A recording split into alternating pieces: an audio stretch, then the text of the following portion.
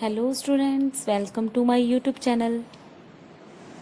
तो आज का जो हमारा टॉपिक रहेगा वो रहेगा type of solution according to phase. तो स्टूडेंट, मैंने ये वीडियो का जो पहला लेक्चर दिया था तो उसमें मैंने आपको 9 फेज बताए थे। Solid in solid, solid in liquid, solid in gas करवाए थे ना, वो 9 फेज। तो वो 9 के 9 फेज तो है नहीं आपके सिलेबस में, तो टोटल 2 फेज हैं आपके सिलेबस में। ठीक है, तो उन 2 फेज की के बारे में बात करेंगे। तो सबसे पहला फेज जो हमारा सिलेबस में है वो है सॉलिड इन लिक्विड। तो पहला टॉपिक है हमारा सॉलिड इन लिक्विड। ठीक है, तो देखो सॉलिड इन लिक्विड, और जो दूसरा टॉपिक है आपका वो है गैस इन लिक्विड। ठीक है, सॉलिड इन लिक्विड और गैस इन लिक्विड, तो ये 2 टॉपिक है जो हमारे सिलेबस में है। ठीक है, तो इसके अंदर हम बात करेंगे। देखो सबसे पहले सॉलिड इन लिक्विड, कोई भी चीज सॉलिड है, ठीक है, उसको लिक्विड में डालना है, यानी कि जो आपका सोल्यूट है वो तो है सॉलिड। ठीक है, और इन लिक्विड यानी कि जो आपका सॉल्वेंट है वो क्या होगा, आपका लिक्विड होगा। इसके लिए एग्जांपल ले लेते हैं हम, जैसे शुगर, और यहाँ ले लेते हैं वाटर। ठीक है, तो शुगर जो सॉलिड भी है और सोल्यूट भी है, कम क्वांटिटी में है, उसको वाटर में डालते हैं हम, लिक्विड के अंदर डालते हैं, तो शुगर पानी में घुलते ही जाते ही अपना फेस खो देती है। ठीक है, it will change its face. पहले कैसी थी, ये सॉलिड थी, इस तरह से थी, क्रिस्टल की फॉर्म में थी, है ना, लेकिन जैसे ही इसको सोलवेंट में यानी वाटर में डाला तो ये ऐसी की ऐसी थोड़ी ना रहेगी। आप इसको हिलाओगे भी नहीं, फिर भी ये क्या हो जाएगी, इसमें घुल जाएगी, है ना, पानी में घुल जाएगी, और वो क्या बन जाएगी, आपकी लिक्विड बन जाएगी, है ना।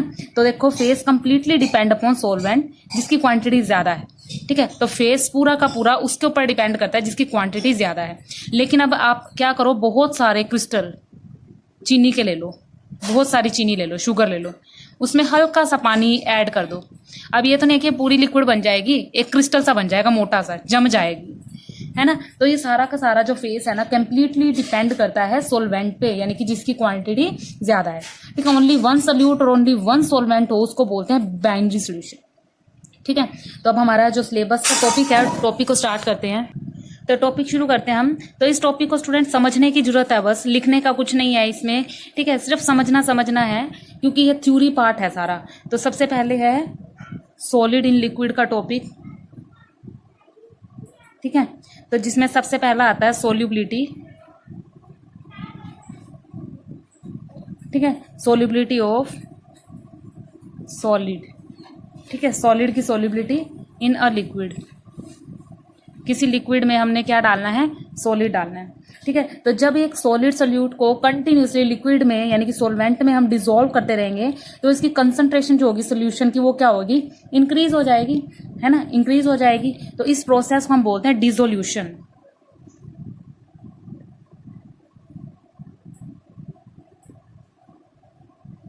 क्या बोलते हैं इसको, डिसोल्यूशन बोलते हैं, डिसोल्यूशन। ठीक है, तो डेफिनेशन लिखते हैं हम, डिसोल्यूशन क्या होता है। तो देखो डिसोल्यूशन क्या होता है, जब एक सोल्यूट, व्हेन ए सोल्यूट जो कि सॉलिड है, added continuously in a liquid यानी कि सॉल्वेंट, तब क्या होता है, जो कंसंट्रेशन होती है सोल्यूशन की वो क्या होगी, कीप इंक्रीजिंग, यानी कि वो बढ़ जाएगी। तो इसको क्या बोलते हैं स्टूडेंट, डिसोल्यूशन बोलते हैं। ठीक है, अल्टीमेटली क्या होगा, एक ऐसी स्टेज आएगी जब क्या होगा, when no more solute dissolve at the given temperature, उसी टेम्परेचर पर जब ज्यादा सोल्यूशन ऐड होना बंद कर देगा। ठीक है, तब क्या होगा, this is because from the solution the solute particle keep on colliding on the surface of solute particle and get separated out to the solution. The process is called as the crystallization. देखो crystallization क्या है, +1 में भी किया था हमने। Dissolution तो वो है कि जब डिसॉल्व होता रहेगा। अब एक ऐसा पॉइंट आएगा, एक ऐसा टेम्परेचर जिस पे सोल्यूशन के सोलवेंट के अंदर जो सोल्यूट है वो डालते रहे, लेकिन उसने घुलना बंद कर दिया, छोड़ दिया।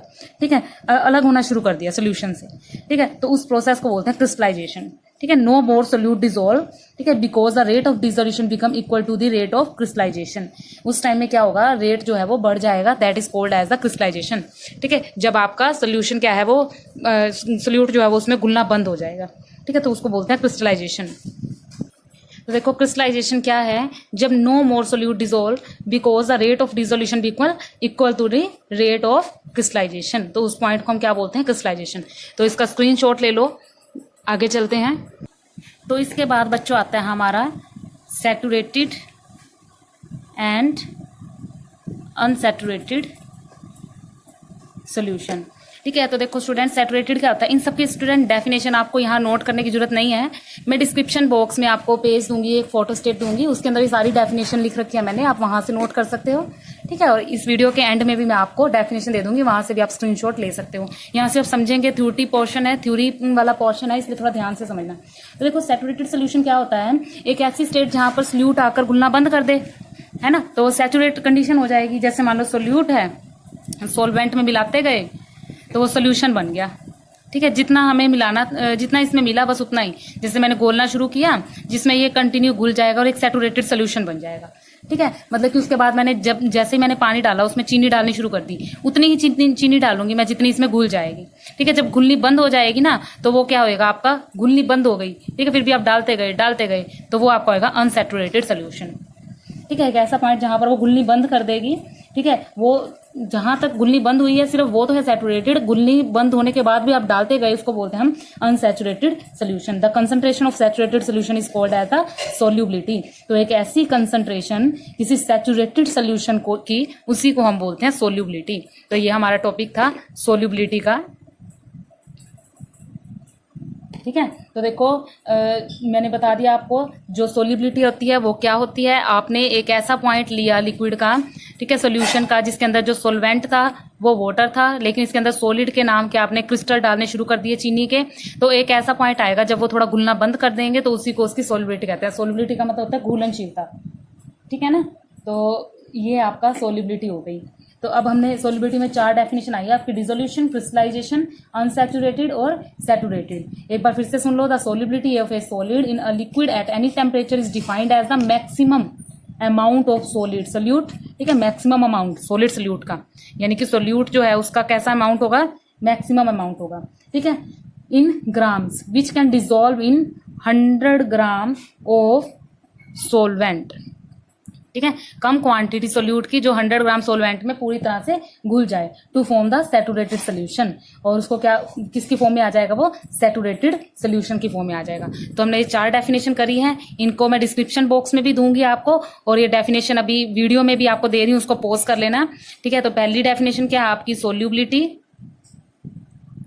सैचुरेटेड सोल्यूशन, अनसैचुरेटेड सोल्यूशन और क्रिस्टलाइजेशन, और एक डिसोल्यूशन। ठीक है, और अगले टॉपिक में हम फैक्टर कौन कौन से फैक्टर करते हैं सोल्यूबिलिटी पे वो पढ़ेंगे। ठीक है, which factor fact on solubility. ये स्क्रीनशॉट ले लो स्टूडेंट, वैसे मैंने डिस्क्रिप्शन बॉक्स में इसका लिंक दे दिया है, वहां से आप ले लें।